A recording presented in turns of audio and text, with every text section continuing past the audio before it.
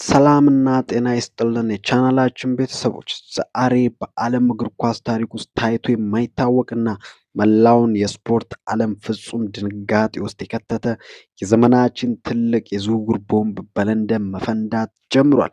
የአርሰናል ደጋፊዎች ወይ ክለባችሁ የፕሪሚየር ሊጉ ብቻ ሳይሆን የአጠቃላይ የአውሮፓን እግር ኳስ የኃይል ሚዛን ሙሉ በሙሉ በእጅ ለመጠቅለል የሚያስችል ታሪካዊ ታምር እየሰራ ይገኛል። ታማኙና ስመጥሩ የስፖርት መረጃ ምንጭ ሃንድ ኦፍ አርሰናል ያወጣው ይፋዊ መረጃ እንደሚያመለክተው መድፈኞቹ የዓለም እግር ኳስን ንጉስነት የሚያረጋግጡ የሁለት ታላላቅ ብራዚላውያን ልዕለ ኮከቦችን ዝውውር በአንድ ላይ ለማጠናቀቅ ፍጹም ተቃርቧል። ከመጀመሪያውና መላውን ዓለም ጉጉት ውስጥ ከከተተው ሰበር መረጃ ስንጀምር አርሰናል ከሪያል ማድሪዱ ድንቅ የዓለም ኮከብ ቪኒሺየስ ጁኒየር ጋር በመርህ ደረጃ በግል ጥቅማ ጥቅሞችና በኮንትራት ውል ዙሪያ ሙሉ በሙሉ ስምምነት ላይ ደርሷል። ይህ ዜና በሪያል ማድሪድ ቤት እና በሳንቲያጎ በርናቦ ትልቅ መነጋገሪያ የፈጠረ ሲሆን ቪኒሺየስ ጁኒየር በአርሰናል ፕሮጀክት መሳቡንና በአርቴታ ስር አዲስ ምዕራፍ ለመጀመር መፈለጉን ለወኪሎቹ በግልጽ አስታውቋል። ይህ የቪኒሺየስ ዝውውር አርሰናል በአሁን ሰዓት በዓለም ላይ ካሉ ምርጥና አስፈሪ የክንፍ አጥቂዎች መካከል አንደኛውን ወደ ለንደን በማምጣት የፕሪሚየር ሊጉን ክብር ለማስጠበቅና የሻምፒዮንስ ሊግ ዋንጫን ለመጀመሪያ ጊዜ ወደ ኤሚሬትስ ስቴዲየም ለማምጣት ያለውን የማይበገር እና ግዙፍ የገንዘብ አቅም ያሳየበት ነው።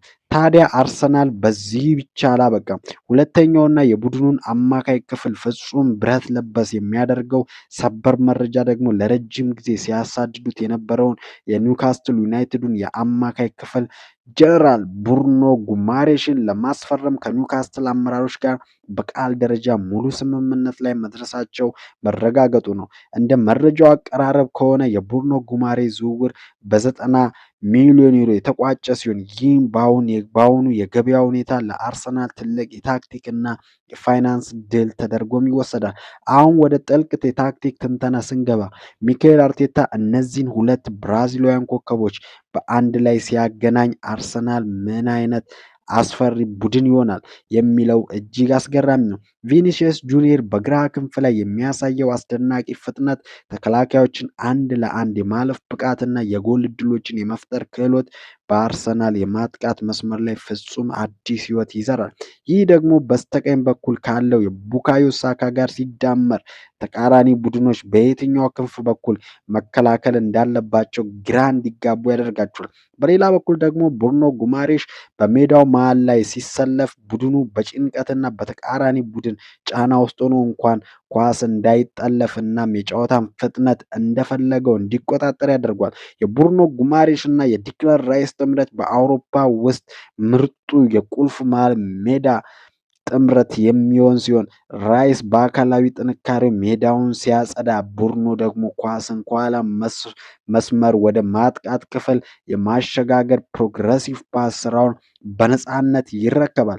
ይህም ካፒቴኑ ማርቲን ኦዲጋርድ የመከላከል ሸክም ሳይበዛበት በነፃነት ወደ ተቃራኒ ሳጥን እንዲጠጋና ለቪኒሺየስ እና ሳካ የሚሆኑ ድንቅ ኳሶችን እንዲያከፋፍል ሰፊ መንገድም ይከፍታል።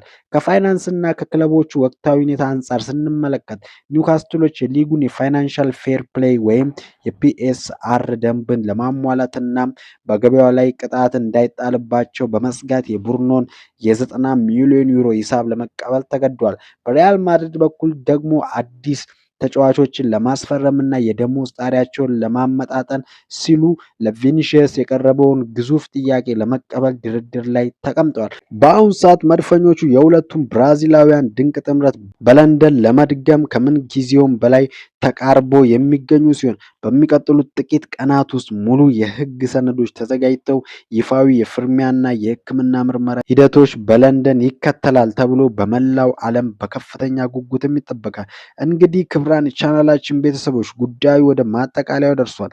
አርሰናል የሁለቱም ብራዚላውያን ኮከቦች ዝውውር ካጠናቀቀ በሚቀጥለው የውድድር ዓመት የፕሪሚየር ሊጉንና የሻምፒዮንስ ሊጉን ዋንጫ በአንድ ላይ የመብላት እድሉ ምን ያህል ሰፊ ነው? ቪኒሺየስ ጁኒየር እና ቡርኖ ጉማሬሽ በአንድ ላይ ወደ አርሰናል መምጣታቸው በአጠቃላይ በሊጉ ተቀናቃኞች ላይ ምን አይነት ስነ ልቦናዊ ጫናም ይፈጥራል? እንዲሁም እነዚህ ተጫዋቾች ሲመጡ ማንን ወንበር ላይ ሊያስቀምጡ ይችላሉ? ሀሳባችሁን በኮሜንት መስጫው ላይ አስፍሩልን። ቪዲዮውን ላይክ እና ቻናሉን ሰብስክራይብ ማድረጋችሁን እንዳትረሱ። በሌላ መረጃ እስከምንገናኝ ድረስ መልካም ጊዜ